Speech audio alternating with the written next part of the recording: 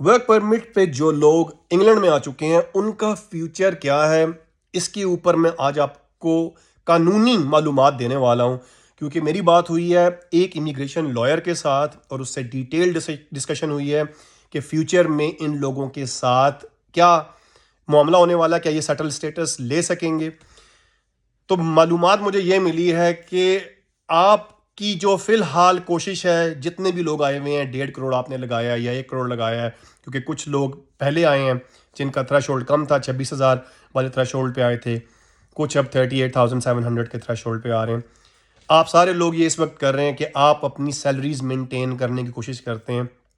तो कानूनी राय है कि अगर आप अपनी सैलरीज मेंटेन कर रहे हैं और आप ये सोच रहे हैं कि आपको सेटल स्टेटस मिल जाएगा, यानी आप अपनी एक सैलरी डालते हैं, से फॉर एग्जांपल आप 3,200 अपने एम्प्लॉयर के अकाउंट में डालते हैं, फिर वो आपके अकाउंट में डालता है टैक्स काट के, लेट से वो 700 800 या 400 500 जिस भी थ्रेश होल्ड पे आए हैं उस हिसाब से, अगर वो थ्रेश होल्ड के हिसाब से टैक्स काट के आपके अकाउंट में वापस डाल रहा है और आपको लग रहा है कि ये प्रोसेस जो हम कर रहे हैं ये 5 साल के बाद हमें इससे सेटल स्टेटस मिल जाएगा, so it's not that straight forward.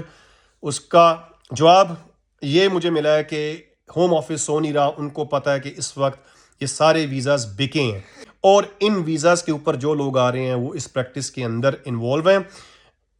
हो सकता है, लेकिन अगर आपकी वो सैलरी जेन्युइनली आ रही है और आप उसको जेन्युइनली यूज़ कर रहे हैं अपनी डे टू डे एक्सपेंस के ऊपर, अपनी रेंट दे दिया, काउंसिल टैक्स दे दिया, जो भी आपके एक्सपेंस है, अगर वो आइटमाइज उनको नज़र आएगी तो तब आपके चांसेस हैं। लेकिन फिर भी ये इतना स्ट्रेट फॉरवर्ड नहीं होगा, क्योंकि जैसे मैंने कहा होम ऑफिस को सब पता, ज़ाहिर है वो सोए हुए तो नहीं है। अब ये तो अगर आपको और मुझे पता है ना, तो याद रखिएगा उनका काम ही यही है। वो सुबह उठते हैं, दफ्तर जाते हैं, उनकी डिस्कशन इमिग्रेशन के ऊपर ही होती है।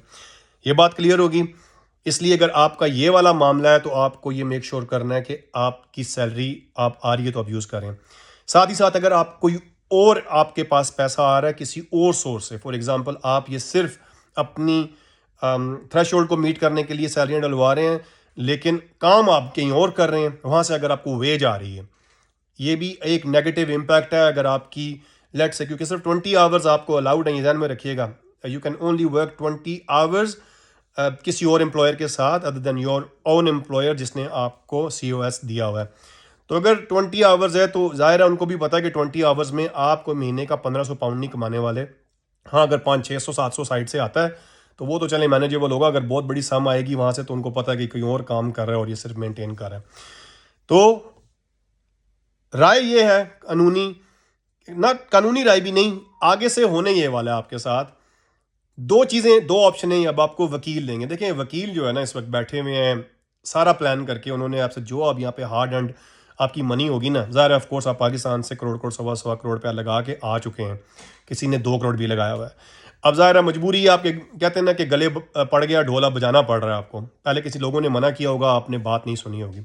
चले अब आ गए हैं तो अब वो आगे आपको दो चीज़ें देने वाले हैं। पहली चीज़ वो आपको कहेंगे कि बिजनेस इन्वेस्टर वीज़ा पे चले जाओ, वो होने वाला नहीं है। ऑफ कोर्स उसमें बहुत ज़्यादा रकम इन्वॉल्व है, लाखों पाउंड की बात आप करें, वो आप कर नहीं सकते। सेकंड वो आपको कहेंगे अपनी कंपनी रजिस्टर्ड कर लो और उसका एक अकाउंट मेंटेन करो पूरा साल 2 साल के लिए या साल के लिए 6 महीने के लिए। उसके बाद उस अकाउंट उसके ऊपर फिर आप COS अपने लिए अप्लाई करो और ख़ुद उसके एम्प्लॉय बन जाओ। वो भी आप नहीं कर सकते, ज़ाहिर उसमें एफर्ट, टाइम, पैसा चाहिए। अब जिसकी तरफ वो आपको लेके आएंगे ना, मैं आपको लिख के दे रहा हूं, वो आपको लेके आएंगे डिस्क्रेशनरी लीव यानी स्वाबदीदी लीव, जो कि out of the immigration rule होगी। ये जो मुझे कानूनी राय मिली है इमिग्रेशन लॉयर से कि आपको वो अब लेके जाएंगे out of the immigration rule, यानी कि ह्यूमन राइट्स के ऊपर। और उसके लिए एलिजिबिलिटी क्राइटेरिया ये है कि आपने यहाँ पे 5 से मेरे ख्याल में 7 साल आपने गुजारने हैं लॉफुली। ये सारा आपने प्रोसेस भी करना है, 7 ईयर्स आपने लॉफुली यहाँ पे गुजारने हैं। उसके बाद वो ह्यूमन राइट्स की आपकी एप्लीकेशनें डालेंगे। ये वकीलों का प्लान है बाय द वे, क्योंकि देखिए उन्होंने पैसा बनाना है आपसे, याद रखें। इधर कहते हैं कि कदम उठाने पे भी इंग्लैंड में पैसे लगते हैं, तो वो पैसे आपसे बनाएंगे, जो आप कमाएंगे अब उनकी जेबों में जाने वाला है। उस पर क्या होगा, डिस्क्रिशनरी लीव का आप लोगों को पता होगा, जो यहाँ पे जाहिर है वो तो दिन रात उनका काम ही यही है, यही सर्च करते होंगे वो। तो वो आपको 2.5 साल की लीव मिलती है, वो भी अगर आप लकी हैं, सबको मिलने वाली नहीं है। अगर आप लकी हैं, आपका केस बहुत अच्छा बना हुआ, क्योंकि वकील ने फीस ले ली, वो इतनी पेन भी नहीं लेगा। चलें, जिसने पेन ले ली, कोई अच्छा वकील हुआ, उसने आपकी लीव करा दी, याद रखिएगा कि 10 साल तक फिर अब आपने वही हेल्थ इंश्योरेंस भी देनी है, ये सारा कुछ, ये सारे प्रोसेस में करना है। तो ये लॉन्ग स्टोरी शॉर्ट, आपको तकरीबन 10 साल लग जाने हैं आफ्टर डिस्क्रिशनरी लीव अलाउ होने के बाद। 10 साल आपको फर्दर लगने हैं आपकी सेटल स्टेटस लेने के लिए, जिसमें आपको इंडेफिनिट लीव टू रिमेन मिलेगा। तो जहन में रखिएगा कि मैंने पहले भी कहा था कि 15 से 20 साल अपनी ज़िंदगी के आप गंवाएंगे और इसमें यह रगड़ा लगेगा। आपकी ऑर्डियल है, ये इतनी जल्दी ख़त्म होने वाली नहीं। जो जिस आप रोले में फंस गए हैं ना, ये इतना आसान नहीं है। अब दूसरी बात यह है कि मुझसे बहुत से लोग कहते हैं कि पता नहीं मुझे कोई तकलीफ़ है कि मैं किसी ने मुझे, कई लोगों ने, ज़्यादातर लोगों ने तो माशाल्लाह बड़ी मुझे खुशी हुई है कि पॉजिटिविटी थी कमेंट सेक्शन में, लेकिन कई लोगों ने मुझे ये कहा है कि भाई आपको लगता है ज़्यादा प्रॉब्लम में कि लोग ना आए। तो कहने का मकसद ये है मेरे भाई, मेरी अगर आप जाके चैनल के ऊपर देखें, स्पेशली फेसबुक पेज के ऊपर अगर आप जाके देखेंगे, तो मैंने आज से 1.5 साल पहले वीडियो की थी, उसके ऊपर तकरीबन 2-2.5 मिलियन व्यूज़ भी हैं। I was encouraging people to apply for that visa which was so easy. वो एक फ्री ऑफ कॉस्ट वीज़ा था उस वक्त, आजकल शायद वो विंडो क्लोज हो गई है। उस वक्त इंडिया से बहुत से लोग आ रहे थे और मैं इनकरेज कर रहा था कि आपने अगर आना है फ्री ऑफ कॉस्ट आए, ये है वो सही तरीका जिसके ऊपर आना है आपने, ताकि आप यहाँ पे आराम से ज़िंदगी गुजारें, कोई टेंशन आपको ना हो, एक ऑर्डियल सिचुएशन में ना आप हो। इसी तरीके से मैंने पिछली वीडियो में जैसे कहा था कि अगर आप प्रोफेशनल हैं, जैसे कि आप रजिस्टर्ड नर्स हैं, या आप मैं जानता हूँ जैसे रेडियोलॉजिस्ट हैं, या आप डॉक्टर हैं।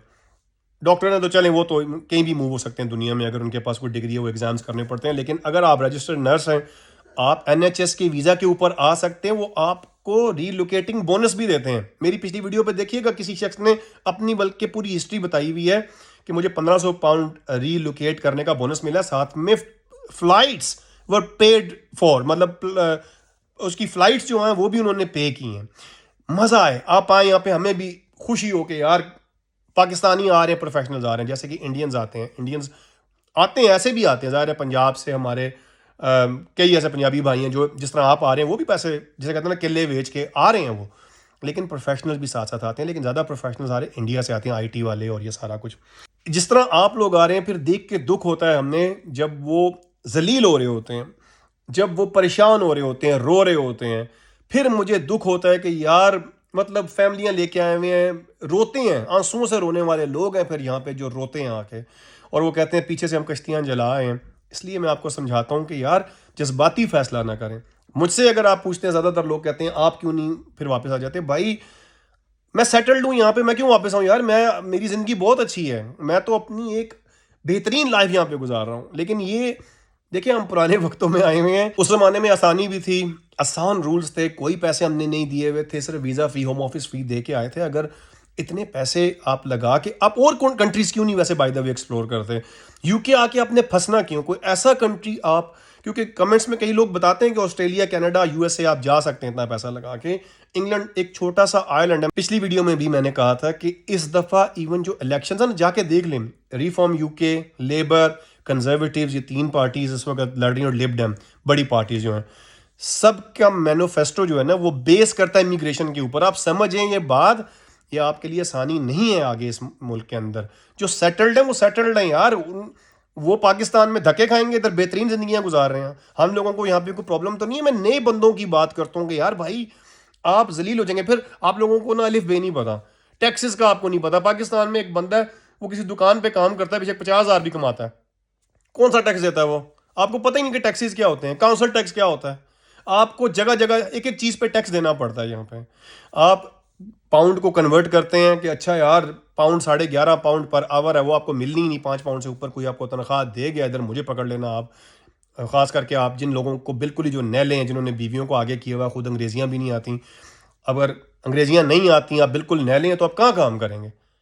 आपको यही अपने कैश एंड कैरियों में अपने लोगों की, ये आपको दिहाड़ी कर लगाएंगे आप, जिस तरह उधर दिहाड़ी लगाते हैं इधर भी दिहाड़ी लगाएंगे।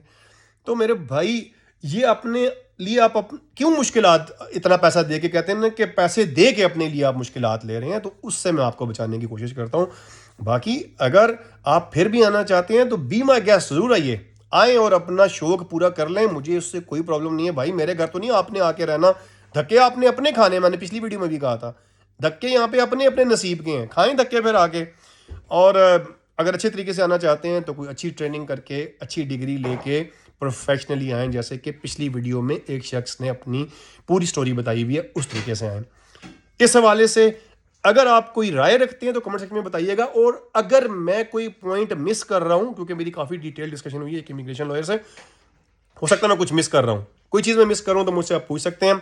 अगली वीडियो में स्टूडेंट्स के हवाले से बनाऊंगा। बहुत से स्टूडेंट्स ने मुझसे रिक्वेस्ट की थी कि स्टूडेंट्स का आगे क्या फ्यूचर है, स्टडी वीजे के ऊपर आप काम क्या कर सकते हैं, सेटल स्टेटस आपको मिलेगा या नहीं, ये मैं अगली वीडियो में आपके साथ डिस्कस करूंगा। फिर आपसे मुलाकात होती है नई वीडियो में। अपना ख्याल रखिएगा। Keep following. खुदा हाफिज।